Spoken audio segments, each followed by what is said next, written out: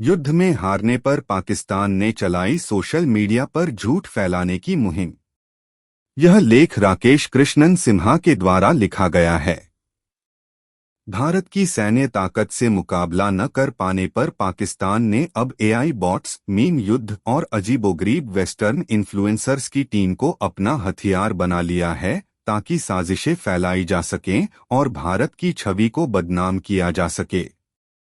False flag के झूठे दावों से लेकर हैशटैग प्रोपेगेंडा तक यह एक अजीब सा मीम संचालित तमाशा बन गया है जो कभी खतरनाक है, कभी बेबस और अक्सर आज के दौर में जब झूठी खबरें तेजी से फैलती हैं और इंटरनेट की पॉपुलैरिटी ही सबसे बड़ा हथियार बन चुकी है, पाकिस्तान ने भी सोशल मीडिया की लड़ाई में कूदने का फैसला कर लिया है। रावलपिंडी में खड़े पुराने टैंक और फोटो खिंचवाने के लिए खड़ी फाइटर जेट्स को छोड़कर अब पाकिस्तान की असली जंग इंटरनेट पर लड़ी जा रही है। लेकिन यहां कोई सीरियस कूटनीतिक चर्चा या खुफिया रिपोर्टिंग नहीं हो रही। नहीं जनाब, पाकिस्तान के 21वीं सदी के हथियार हैं एआई से बने नकली बॉट्स, बेवकूफ़ी से भरे और ज्यादा एडिट किए हुए मीम्स और ऐसे सोशल मीडिया इन्फ्लुएंसर जो यूट्यूब देखकर खुद को पॉलिटिकल एक्सपर्ट मान बैठे हैं। इनका बस एक ही मकसद है, दुनिया को ये यकीन दिलाना कि भारत में जितने भी आतंकी हमले होते हैं वो सब खुद भारत ही करवाता है। यानी जेम्स बॉन्ड और इन्फोवॉर्स का मिश्रण, लेकिन कम बजट में। पाकिस्तान का झूठ फैलाने वाला फॉर्मूला। मामला था पहलगाम का, जहां पाकिस्तान से आए इस्लामी आतंकियों ने 25 हिंदू पर्यटकों को उनके परिवारों के सामने मार डाला। भारत अभी शवों की पहचान ही कर रहा था कि पाकिस्तान के सोशल मीडिया योद्धा नई कहानी लेकर आ गए। भारत ने खुद अपने लोगों को मारा। जी हां, इस्लामाबाद के एआई एक्सपर्ट्स का कहना था कि ये हमला भारत ने खुद करवाया, केवल दुनिया की सहानुभूति पाने के लिए। अब किसी सबूत की जरूरत किसे है, जब बीजेप बिहाइंड पहलगाम और स्टॉप मोदी फैसिज्म जैसे हैशटैग सोशल मीडिया पर तैर रहे हों। पाकिस्तान किस तरह से योजनाबद्ध तरीके से झूठ फैलाता है, उसका 3 कदम का तरीका नीचे बताया गया है। पहला, हमले के तुरंत बाद पाकिस्तान समर्थित अकाउंट्स कहने लगते हैं कि भारत ने खुद पर हमला किया। दूसरा, एआई से बनाए गए हजारों मीम्स इंटरनेट पर डाल दिए जाते हैं जो इतने झूठे और घटिया होते हैं कि हंसी आ जाए। तीसरा, कुछ वेस्टर्न इन्फ्लुएंसर आते हैं जो हमेशा लोकतंत्र को दोष देने में जुटे रहते हैं। वो इस झूठ को पश्चिमी दर्शकों तक पहुंचाते हैं क्योंकि उन्हें सरकारी बयान से ज्यादा कोई पॉडकास्ट पसंद आता है। इस अभियान का मकसद का केवल एक मकसद है कि पश्चिमी देशों में ऐसा माहौल बनाना कि वहां की सरकारें भारत पर दबाव डालें। इसके पीछे की सोच है कि अगर न्यूयॉर्क का कोई सिरफिरा स्टूडेंट मान ले कि भारत खुद हमले करवाता है तो शायद वॉशिंगटन का कोई थिंक टैंक इंटर्न उस पर रिपोर्ट लिख दे। यह है पाकिस्तान की नई लड़ाई, सोशल मीडिया की हवा बनाकर अंतर्राष्ट्रीय असर बनाने की कोशिश। बॉट्स बने पाकिस्तान के नए योद्धा। अमेरिका की एक संस्था है NCRI जो झूठी जानकारी पर नजर रखती है। उसने वो किया जिसकी पाकिस्तान को उम्मीद नहीं थी, यानी कि डेटा को ध्यान से देखा और विश्लेषण किया। उन्होंने पाया कि किस तरह फॉल्स फ्लैग थ्योरी यानी भारत ने खुद पर हमला किया जैसे झूठ फैलाए गए। जो सामने आया वो था पुराना प्रोपेगेंडा, एआई से बनी बकवास और ऐसे बेवकूफ़ी से भरे फोटोशॉप जिनसे किसी भी अक्लमंद इंसान को शर्म आए। अपनी report from state actors to western influencers में NCRI ने बताया कि 22 अप्रैल 2025 को पहलगाम हमले के कुछ ही घंटे बाद पाकिस्तान के लोग झूठा नैरेटिव फैलाने लगे। पाकिस्तान के पूर्व उच्चायुक्त अब्दुल बासित ने इस झूठ को सबसे पहले फैलाया। उन्होंने 22 अप्रैल की घटना के कुछ ही घंटों बाद ट्विटर पर लिखा, कश्मीरी मुजाहिदीन कभी आम लोगों को निशाना नहीं बनाते।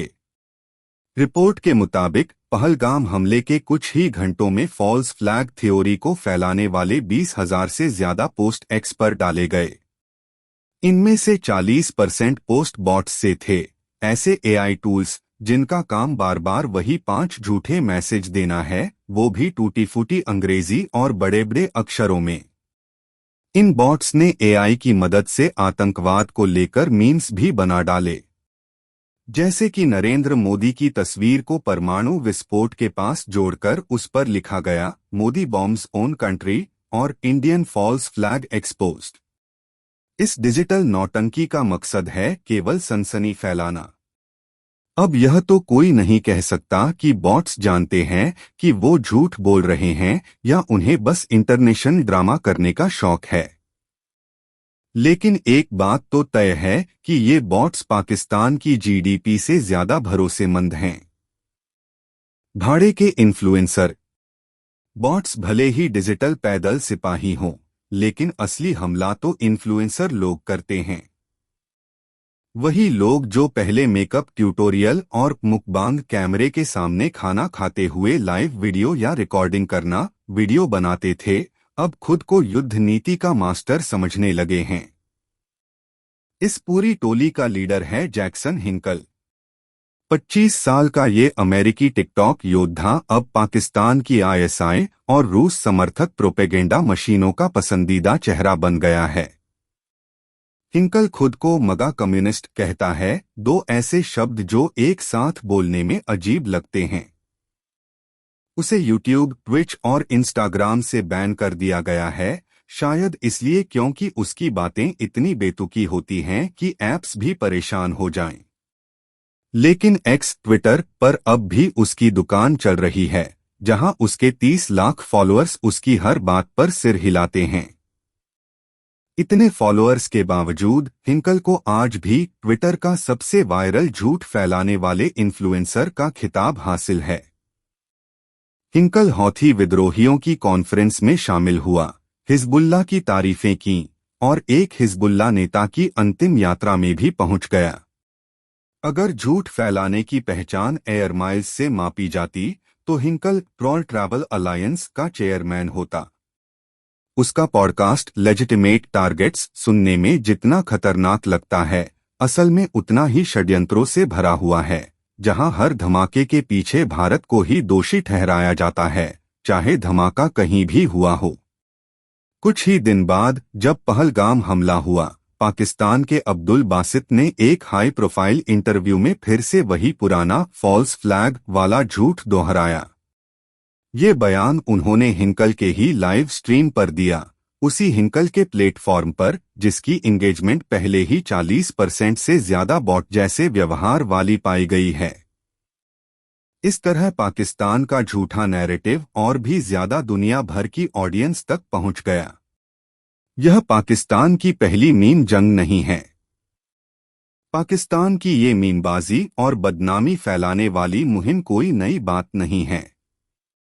याद कीजिए पुलवामा या इजराइल-हमास संघर्ष के वक्त फैलाई गई झूठी खबरें, या फिर यूके में हुए लेस्टर दंगे, जहां सोशल मीडिया पर भड़काऊ बातें फैलाकर माहौल को आग लगा दी गई। एनसीआरआई के मुताबिक मोहम्मद हिजाब और जीशान अली जैसे कट्टर इन्फ्लुएंसर काफी समय से इस नैरेटिव युद्ध के फ्रंटलाइन पर हैं। इनका काम है हिंदुओं के खिलाफ झूठ फैलाना और धर्म के नाम पर नफरत उगलना, और यह सब एक्टिविज्म का मुखौटा पहनकर किया जाता है। 2022 में यूके के लेस्टर में जब दंगे भड़के तो यही दो लोग सबसे आगे थे। जहां एक और यूके का मल्टीकल्चरल मॉडल बैठा रह गया, वहीं यूट्यूब लाइव स्ट्रीम और पेट्रोल बम चल पड़े। अब उन्हीं अनुभवों की वजह से पाकिस्तान ने इन दोनों को अपने भारत विरोधी प्रचार अभियान का हीरो बना दिया है। ऑपरेशन सिंदूर बनाम कीबोर्ड योद्धा अभियान। जब भारत ने पहलगाम हमले के जवाब में ऑपरेशन सिंदूर शुरू किया, तो वही पुराने ऑनलाइन योद्धा तुरंत अपने वाईफाई चालू करने में लग गए। सोशल मीडिया पर फॉल्स फ्लैग थ्योरी वाले पोस्ट अचानक तेजी से बढ़ गए और सबसे ज्यादा 6 मई को दिखे, यानी ठीक उसी दिन जब भारत ने जवाबी हमला किया, मानो एयर स्ट्राइक सिर्फ बिल्डिंग्स नहीं, बॉट नेटवर्क और कंटेंट प्लानिंग भी हिला देती है। इन इन्फ्लुएंसर्स ने इतने जोर शोर से हैशटैग चलाने शुरू किए जैसे उनकी सैलरी उसी पर टिकी हो, और शायद हो भी। भारत के chief of defence staff general Anil Chauhan ने बताया कि ऑपरेशन सिंदूर के दौरान सेना का लगभग 15% समय केवल फर्जी खबरों का खंडन करने में लगता था। उनके मुताबिक फेक न्यूज से निपटना एक लगातार चलने वाला काम बन गया था। हमने हर बयान बहुत सोच समझ कर दिया, क्योंकि किसी बड़ी कार्रवाई के समय झूठी बातें लोगों की सोच को भटका सकती हैं। जब देश की सुरक्षा के समय में आपको ऐसे मीम्स का भी खंडन करना पड़े जिनकी प्रोफाइल फोटो कभी चे गुवेरा की होती है तो कभी किसी एनिमे किरदार की, तो समझिए दुश्मन की हालत गंभीर है। हालांकि पाकिस्तान चाहे जितना भी झूठ फैला ले, उससे वो जंग नहीं जीत सकता। पाकिस्तान एक खतरनाक ढलान पर। सोशल मीडिया के शुरुआती दौर में लोग एक दूसरे की अहमियत उनके फॉलोअर्स की गिनती से नापते थे। इसी को लेकर एक अखबार में एक कार्टून आया था। एक आदमी की अंतिम यात्रा में सिर्फ 3-4 लोग आए और एक मेहमान कहता है, इसके तो 2000 फेसबुक फ्रेंड थे, मुझे तो ज्यादा भीड़ की उम्मीद थी। जाहिर है कि ऑनलाइन नंबरों से असली ताकत का अंदाजा नहीं लगाया जा सकता। ठीक वैसे ही पाकिस्तान चाहे जितना भी झूठा प्रचार कर ले, असली जंग में उसकी हार पक्की है। जब भारत ने पाकिस्तान के 9 आतंकी ठिकानों, 10 मिलिट्री बेस और चीन से मिले एयर डिफेंस सिस्टम पर हमला किया, तो पाकिस्तान के पास कोई जवाब नहीं था। भारत ने एक साफ और सटीक योजना के तहत इतना बड़ा हमला किया कि पाकिस्तान के परमाणु हथियार भी खतरे में आ गए, वही हथियार जिन्हें वो सालों से ढाल की तरह इस्तेमाल करता आया था। जैसे जैसे पाकिस्तान की रक्षा ढांचे टूटते गए और नुकसान बढ़ता गया, उसे आखिरकार सीज फायर की गुहार लगानी पड़ी, पहले वॉशिंगटन से और फिर दिल्ली से। इतिहास गवाह है कि भारत ने जब जब पाकिस्तान पर हमला दिया है, पाकिस्तान की सीमा में और गहराई तक वार किया है। 2016 में उरी हमले के बाद पीओके में सर्जिकल स्ट्राइक हुई। 2019 में बालाकोट, खैबर पख्तूनख्वा में एयर स्ट्राइक की गई। 2025 में भारत ने पूरे पाकिस्तान में सटीक हमले किए। पाकिस्तान को अपना अगला कदम ध्यान से रखना होगा, क्योंकि अब उसके पास न तो छिपने की जगह बची है और न ही पीछे हटने का मौका। अगर अगली बार हमला हुआ तो सिर्फ सेना ही नहीं, उसकी पूरी अर्थव्यवस्था भी चरमरा सकती है। भारत पर झूठे प्रचार का असर। भारत इस सूचना की लड़ाई को हल्के में नहीं ले सकता। आज जब लोग न्यूज चैनल से ज्यादा सोशल मीडिया पर भरोसा करने लगे हैं, तो झूठा प्रचार उनकी सोच पर असर डाल सकता है। यह सिर्फ बेकार मीम्स और अजीब पॉडकास्ट की बात नहीं है। फेक न्यूज कई अलग अलग तरीकों से नुकसान पहुंचा सकती है। मान लीजिए ब्रसेल्स में बैठा कोई अधिकारी लाहौर के किसी बॉट का बनाया मीम देखकर भारत के साथ व्यापार डील टाल दे, या फ्रांस का कोई बड़ा इन्वेस्टर मुंबई में निवेश करने से पीछे हट जाए, तो ये सीधा हमला न सही पर एक छुपा हुआ रणनीतिक वार ही है। एनसीआरआई की रिपोर्ट के अनुसार जब विदेशी दखल, सांप्रदायिक बातें और ऑनलाइन झूठ आपस में मिल जाते हैं, तो वो भारत की आंतरिक एकता के लिए बड़ा खतरा बनते हैं। 2022 का लेस्टर दंगा दिखाता है कि प्रवासी समुदाय को झूठे नैरेटिव के जरिए भड़काना कितना आसान है। इससे असली दंगे, हिंसा और सामाजिक सौहार्द को नुकसान हो सकता है।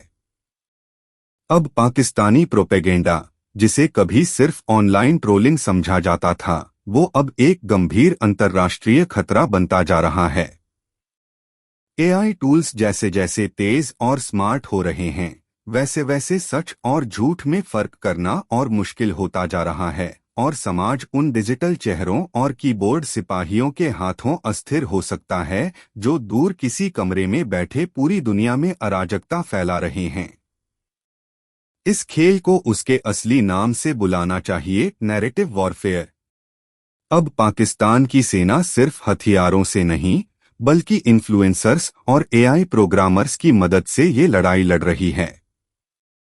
और सबसे अजीब बात यह है कि जो देश सालों से आतंकवादियों को पनाह देता रहा है, वही आज भारत पर उंगली उठाकर कहता है भारत ने खुद पर हमला किया। अगर विडंबना को भी हथियार में बदला जा सकता तो शायद पाकिस्तान के पास एक वाकई में वर्ल्ड क्लास हथियार होता। निष्कर्ष, डिजिटल जिहाद बनाम इंटरनेट सर्कस। अब पाकिस्तान की सेना अकेले नहीं लड़ रही, उसके साथ हैं एआई बॉट्स, इंटरनेट वाले खुद घोषित धर्मगुरु और ऐसे इन्फ्लुएंसर जो खुद को मगा मार्क्सवादी कहते हैं। एलओसी से लेकर ट्विटर तक पाकिस्तान ने भारत के खिलाफ अपनी ये नई जंग शुरू कर दी है। और इनके हथियार क्या हैं? नकली मीम्स, तोड़मरोड़े हुए तथ्यों की जुगाली और ऐसे लोग जिनकी सबसे बड़ी क्वालिफिकेशन है वायरल होना। पर सबसे जबरदस्त तंज ये है कि भारत की छवि बिगाड़ने के चक्कर में पाकिस्तान खुद मजाक बन गया है। वो इतना नीचे गिर चुका है कि अब अपनी गरिमा भी एक ऐसे पॉडकास्ट को सौंप चुका है जो यूट्यूब, इंस्टाग्राम और ट्विच से बैन हो चुका है। आखिरकार पाकिस्तान की ये पूरी सूचना जंग भारत को तो नहीं हिला पाई, लेकिन ये जरूर साबित कर दिया कि एक परमाणु ताकत रखने वाला देश भी चाहे तो खुद को सिर्फ एक मीम बनाने वाली फैक्ट्री में बदल सकता है। स्पष्टीकरण, इस लेख को लिखते वक्त किसी बॉट को नुकसान नहीं पहुंचाया गया। हाँ, कुछ को ब्लॉक जरूर किया गया। न जाने में हास्यास्पद